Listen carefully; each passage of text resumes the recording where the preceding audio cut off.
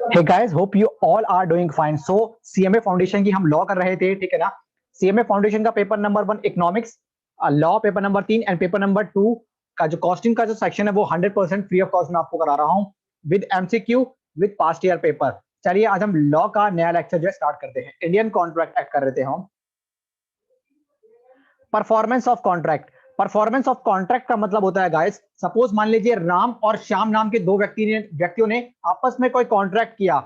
तो जब वो कॉन्ट्रैक्ट करते हैं या कोई भी इस दुनिया का कोई भी कॉन्ट्रैक्ट हो, तो वो आपस में पहले से ही डिसाइड कर लेते हैं कि मान लीजिए राम और श्याम ने डिसाइड किया जो परफॉर्मेंस होगी ना, राम को श्याम के लिए करनी होगी या श्याम को राम के लिए। समझने की कोशिश करना कि अगर मान लीजिए राम की डेथ हो जाती है, तो क्या राम के जो फैमिली वाले हैं या जो राम का जो लीगल रिप्रेजेंटेटिव है या नॉमिनी है, क्या वो परफॉर्म कर सकता है राम की ड्यूटी?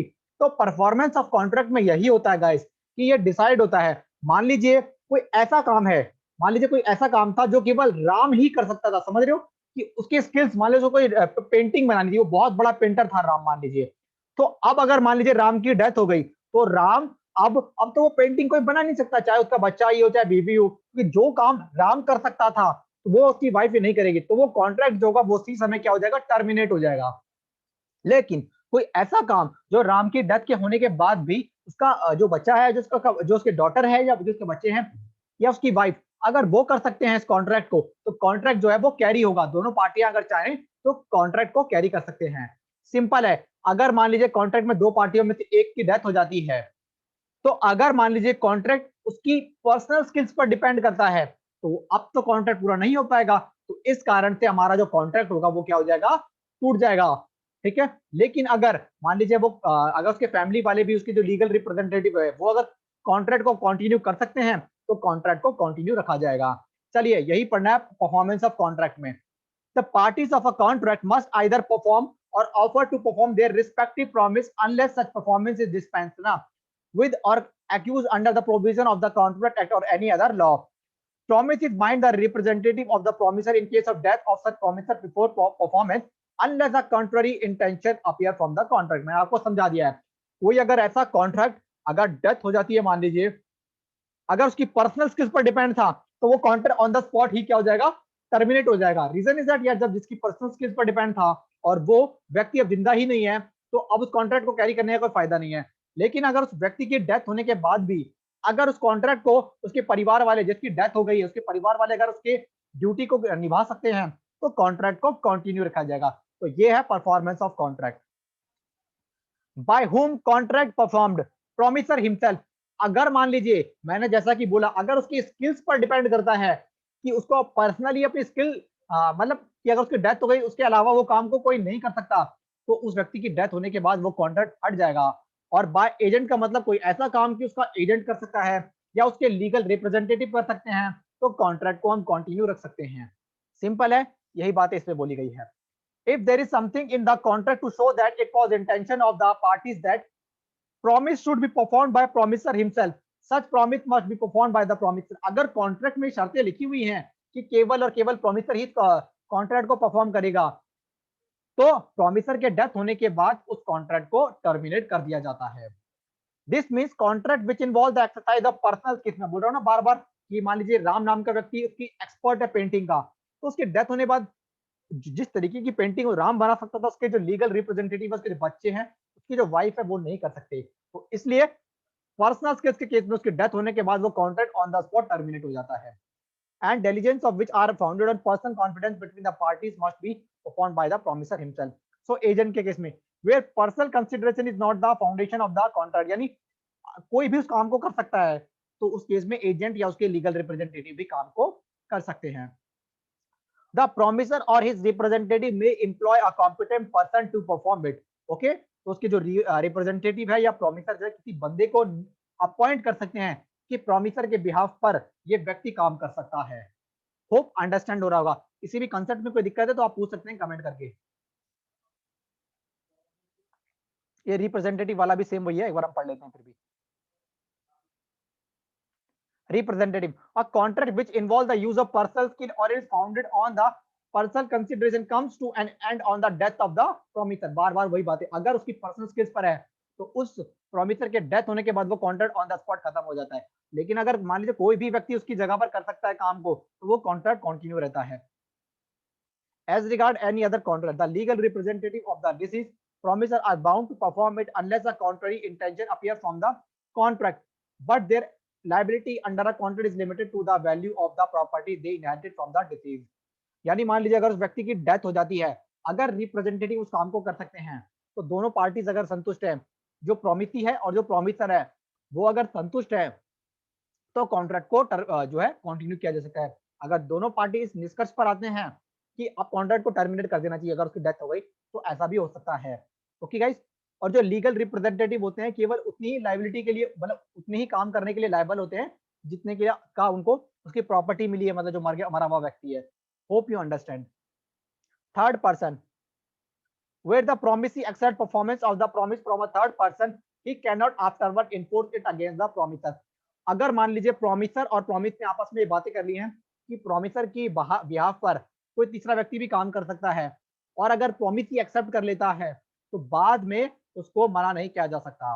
एग्जाम्पल से समझते हैं इसको दोस्तों। राम और श्याम, राम प्रोमिसी है, राम प्रोमिसर है। राम ने गोपाल नाम के एक व्यक्ति को अपॉइंट कर दिया उस काम को करने के लिए, उस कॉन्ट्रैक्ट को पूरा करने के लिए। अगर मान लीजिए श्याम मान जाता है कि चल यार गोपाल कर ले तू राम के बिहाफ पर, तो कोई दिक्कत नहीं है। बाद में जो श्याम है वो मना नहीं कर सकता गोपाल को काम करने के लिए। होप आपको इस उदाहरण से समझ में आया होगा। Joint promisor, when two or more person have made a joint promise, then unless a contrary intention appears from the contract, all such person must jointly, उनको परफॉर्म करना पड़ेगा एक साथ।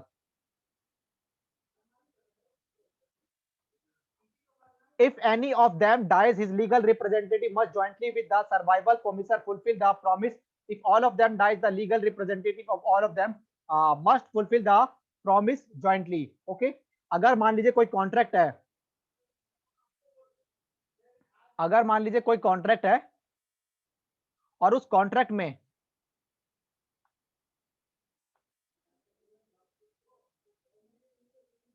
अगर कोई कॉन्ट्रैक्ट है गाइस, और उस कॉन्ट्रैक्ट में अगर मान लीजिए कि डेथ हो जाती है, तो उसके लीगल रिप्रेजेंटेटिव को काम करना पड़ता है।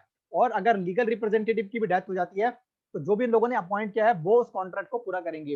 होप कि अंडरस्टैंड होगा आपको कि प्रोमिसर था, प्रोमिसर की डेथ हो गई, तो उसके जो रिप्रेजेंटेटिव, उसके जो घर वाले हैं, वो उस काम को पूरा करेंगे। अब अगला पॉइंट है सक्सेशन और असाइनमेंट में क्या डिफरेंस है। मान लीजिए राम और श्याम में से राम की डेथ हो गई, तो मान लीजिए अगर राम के काम जो है उनके परिवार वालों को जा रहे हैं, और अगर उनके प्रॉपर्टी यानी उनका फायदा और नुकसान दोनों अगर जाता है उनके परिवार वालों को, तो वो सक्सेशन कहलाता है। लेकिन मान लीजिए अगर केवल लाइबिलिटी जा रही है, मतलब केवल फायदे जा रहे हैं और लाइबिलिटी नहीं जा रही, तो वो होता है असाइनमेंट। तो यही मेनली डिफरेंस होता है। मान लीजिए राम और श्याम के बीच कोई कॉन्ट्रैक्ट था, राम की बीच में डेथ हो गई, तो राम की अगर प्रॉपर्टी भी अगर परिवार वालों को जा रही है और राम की जो लाइबिलिटी है वो भी अगर परिवार वालों को जा रही है, तो वो मेरा कहलाता है सक्सेशन। और असाइनमेंट जब केवल और केवल प्रॉपर्टी जाती है, फायदे जाते हैं, कोई जिम्मेदारी नहीं जाती, कोई लाइबिलिटी नहीं जाती, तो वो मेरा कहलाता है assignment. Okay. Effect of refusal to accept offer performance succession. When the promiser has made an offer of performance to the promisee and the offer has not been accepted, such promiser is not responsible for non-performance, nor does he thereby lose his right under the contract. मान लीजिए कि राम और श्याम के बीच contract हुआ था। राम ने offer किया श्याम को कि भाई मैं इस कॉन्ट्रैक्ट को पूरा करना चाह रहा हूँ। श्याम बार बार बहाने बनाता गया, कल करेंगे, परसों करेंगे, अगले महीने करेंगे। लेकिन अगर टाइम टू टाइम अगर राम उस काम को करने के लिए रेडी था और श्याम बार बार मतलब बहाने बनाता गया, तो बाद में जो राम होगा वो रिस्पॉन्सिबल नहीं होगा। अंडरस्टैंड होगा, होप मैं समझ रहा हूँ आपको ये point. It must be unconditional, मतलब कि राम ने कोई कंडीशन ना लगाई हो। It must be made at proper time and place. बार बार राम जो है श्याम को याद दिलाता रहता था कि आपका कॉन्ट्रैक्ट जो इस टाइम पर है और मैं करने के लिए रेडी हूँ। If the offer is to deliver anything to the promisee must have reasonable opportunity to check the goods. अगर आप मान लीजिए गुड्स को डिलीवर कर रहे थे, तो आपने प्रोमिसी को रीजनेबल टाइम दिया होगा कि वो चीजों को चेक कर सके। An offer to one of them several promisee will have same legal consequences as an offer to all of them. यानी अगर बहुत सारे प्रोमिसी हैं, तो मान लीजिए राम के केस में बहुत सारे प्रोमिसी हैं, तो राम को बार बार हर एक प्रोमिसी से पूछना पड़ेगा, और वो उसने पूछा भी हो। आइए अगला पॉइंट देखते हैं अब हम। Liability of joint promisor. अगर मान लीजिए किसी कॉन्ट्रैक्ट में 3-4 बंदे हैं जिनको काम परफॉर्म करना है, तो या तो उनमें से कोई एक बंदा कर सकता है सबके बिहाफ पर, या सबको करना पड़ेगा। ठीक है, जॉइंट प्रोमिसर के केस में या तो कोई एक व्यक्ति सबके बिहाफ पर काम कर सकता है, या तो सबको मिलकर थोड़ा थोड़ा काम करना पड़ेगा। कॉन्ट्रैक्ट करते समय दोस्तों पहले ही डिसाइड कर लिया जाता है कि कौन सा व्यक्ति क्या काम करेगा, किस व्यक्ति की जिम्मेदारी क्या होगी। प्रोमिसी में कॉम्पेल, प्रोमिसी बोल सकता है any one or more of such joint promisor to perform the whole of the promise. या तो प्रोमिसी किसी एक व्यक्ति को बोल सकता है या सभी व्यक्तियों को बोल सकता है कि भाई परफॉर्म करो काम को। If one of the joint promisor is made perform the whole contract, he can call for the contribution from other.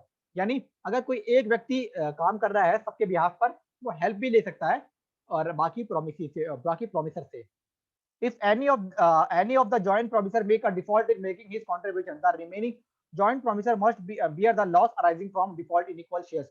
अगर किसी एक प्रोमिसर की वजह से कोई नुकसान होता है, तो बाकी के जो प्रोमिसर है उनको ये नुकसान बियर करना पड़ेगा, यानी सहना पड़ेगा।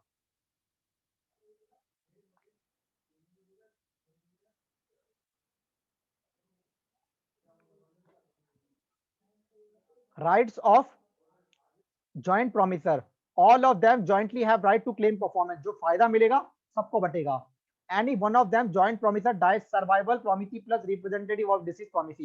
यानी अगर 4-5 प्रोमिसी में प्रोमिसर में से किसी एक की डेथ हो जाती है, तो जो बाकी के जो जिंदा बचे हैं, जो जीवित है, उन लोगों को परफॉर्म करना पड़ेगा, और जिसकी डेथ हो गई है उसके परिवार वालों को भी कॉन्ट्रैक्ट को आगे परफॉर्म करना पड़ेगा। If all of them die, अगर सबके सब प्रोमिसर मर गए, तो उनके जो रिप्रेजेंटेटिव है, यानी जो उनके घर वाले हैं, उनको कॉन्ट्रैक्ट को पूरा करना पड़ेगा।